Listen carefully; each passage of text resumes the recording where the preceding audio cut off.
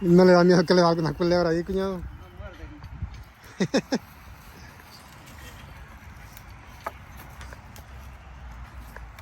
Amor sincero. Debajo del teléfono pueden ver. Porque está caliente. No, aquí se mete por el horno.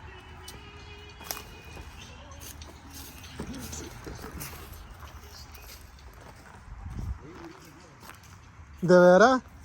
Ahí está. Y nunca lo vimos, pa. Madre.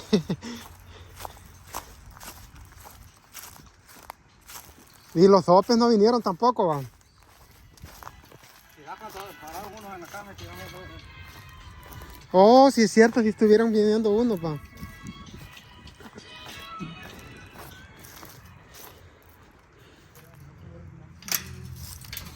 Vamos a ir a ver al venado que falleció acá en este terreno. Ese venado ha de haber muerto cuando estaba la nevada. Ahí tiene. Cuñado, venga.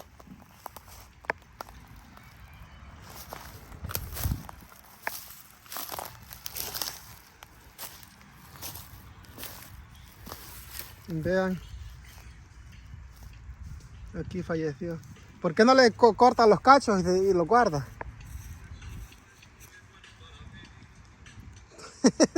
Tal vez murió enfermo, va. Me va a ir a asustar, hijo de puta, en la noche porque se me había robado los cachos.